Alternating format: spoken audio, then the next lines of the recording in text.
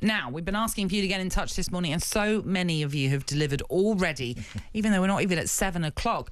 Part of that is because maybe you've been caught out by the clocks going forward. Perhaps some of you are waking up this morning thinking, I feel like I've lost an hour. Well, you have lost an hour, unfortunately, because of the clocks going forward. But loads of you been getting in touch and telling us what you're doing up at this time on a Sunday morning.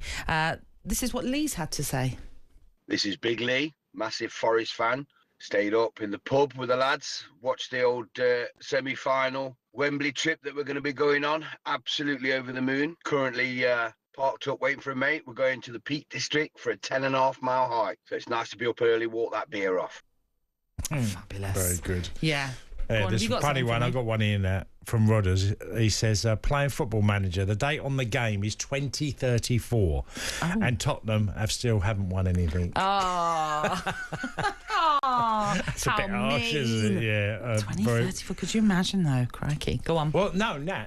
2034 is only 9 years away. Hence why I'm like, can you imagine? But yeah.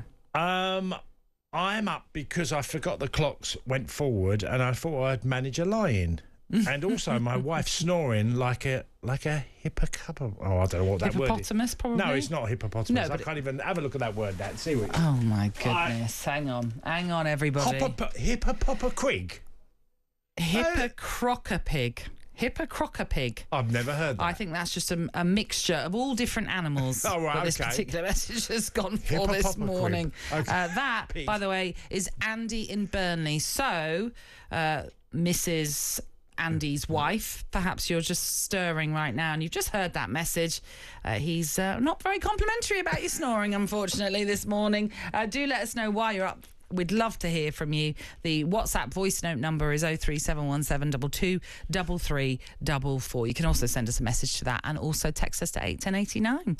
Okay, Casa, maybe it's a bit quiet in the northeast at the moment. Yeah. Maybe that's because people are, have indulged a little after the celebrations of Newcastle's League Cup victory. Hundreds of thousands. I don't know if you saw the scenes. Yeah, it was about 300,000 of it, they said. Incredible scenes, wasn't it? As they flooded into the city for that open-top bus parade to celebrate the football club's historic League Cup win, which ended their 70-year wait for domestic silverware. We sent our Newcastle supporting Ollie Klink very much on the jolly rather than a win. As a job, I suppose. But why not? To join in the celebrations, and he caught up with the skipper, Bruno Gomes. Bruno, we know the Brazilians like to party hard. Who partied harder, you or Joel Linton, after winning the cup? It depends who drinks. But I think Joe's party better than me. Who else was leading the party after the celebrations? Wow, I think the whole squad, Gillespie, Dunban, Longstaff, very good person. Has it sunk in yet, though, what you've achieved at this club? Sometimes, like I said, when I came here, I just want to put my name in the club history. I knew that for making it happen, we should win something. After 70 years, it was a long time. It's very special. I will remember this game forever. I will always remember this feeling that I felt after the game, straight after the game. I was very emotional.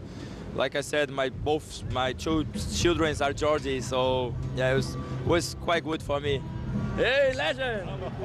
How are you? Good? Yeah. What do you think of this fella? Well, he texted you before the game as well, didn't he? Did that make you nervous or make you excited and ready for it? Both. both, but it's always good when you get some compliment for this guy. He's everything for this club. I said in our series on Amazon, I want to put my name like him. He did, so yeah, the first step was done. If you're not aware what they're talking about, you may have been watching if you are on our streaming services, but within that, Alan Shearer came up to Bruno there and gave him a good hug. So that's what he's referring to about the legend who had spoken to him there. You can just feel, he sounds brilliant, doesn't he, Bruno? What a captain he comes across as, the way he talks. He feels like he's so indoctrinated into the Newcastle sort of way of life. Well, when you go to a club, on foreign shores, if you buy into the club and the fans know that you're totally delighted to be there, and there's many that have been like that with Newcastle and other clubs. I found that I had that experience at Marseille. If you buy into it, and they really believe you want to be there and do your best, and you play well, they deem you as a legend. Yeah. You know, and he is, you know, and they've rewritten history at the football club. So it's a fantastic story. I think there's an incredible photos, by the way, in the newspapers today about the, you know, I mean, they say open top bus now. It's like you need 2 buses for the team and everybody else. They've got 2 buses. Oh, I know. Well, you do, don't you? There's such a big squad. And what's great as well is probably not just the squad in the sense of the players. It's going to be the coaches. It'll be key people who are involved in this team as well. Do you know, as well, Nat, with Newcastle, it's the iconic kit, isn't it? Yeah. You know, the black and white kit is pretty special. Yeah. Oh, absolutely. It just is. There's something about it. It just immediately it's recognisable. There is also a picture, if you haven't seen it. I would love to show it on our streaming service. It's just a little bit too small. There is a car park, which is sort of a cylinder car park or circular car park. And the people who are just hanging around the air as it's going up and up and up, you can just see hundreds of fans who have gathered round just for what would be a very short glimpse of the bus, I'm sure. But that is just how incredible it was. One of the funniest scenes as well I saw was when Ant and Dec were interviewing Dan Burn, who was how tall? 6 foot? 6'7". 6'7". And we know that, you know, Ant and Dec aren't the tallest, so it did seem very little and large, but it was fantastic. Ollie Klink, as we say, a little bit of a labour of love for him being involved with his club for this one, and he even managed to catch up with Ant and Dec. It's beyond our wildest dreams that we even won a cup in the first place, and then for us to help present it to the Geordie nation is just one of the best days of my life. We've waited a long time for a trophy here, and we're both 50 this year. So all right, why you should mention that live on the radio? But we've lived through a few Wembley visits and a lot of defeats, so we were kind of unsure what to do when we actually won a trophy. It turns out we just burst into tears. We've got the cup back home. We can really celebrate it.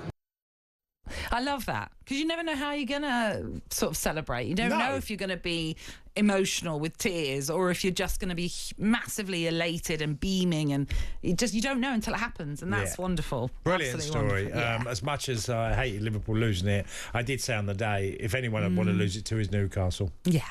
Fantastic. Okay, we want to hear from you this morning. You can get in touch as to why you're up at this morning with the clocks going forward. Is it because simply your alarm's gone off and the clocks have gone forward? Or have you got a reason to be up this Sunday morning? Maybe because it's Mother's Day and you know you want to deliver something wonderful to your mother this early morning. You can send us a voice note to 03717 223344. You have not disappointed. Morning to you both. Andy, lorry driver from Leicester here. So I set my alarm last night for 4 o'clock this morning, drive to work. On my way, I think, hang on a minute, it's only 3:10. I must have set my alarm wrong. So I drive to work, have an hour's kit in the car before getting into my lorry. Get in the lorry, and then I realise what's happened. So I'm now driving to Manchester, and I'm going to be an hour late for my delivery. What a muppet. But you said it. You get in your car, your clocks don't change in your car, and it's very confusing. So, Andy, we understand where you're coming from there, but hopefully you'll make it to Manchester safe and sound. Whatever your reason, we do want your voice notes this morning. Please do send them in to us at 03717 223344 on WhatsApp, and we'll make sure to play them out and get your voice heard on national radio. talkSPORT Breakfast, waking you up Monday to Friday morning from 6 a.m. on AM, on DAB, via the talkSPORT app and on your smart speaker. talkSPORT.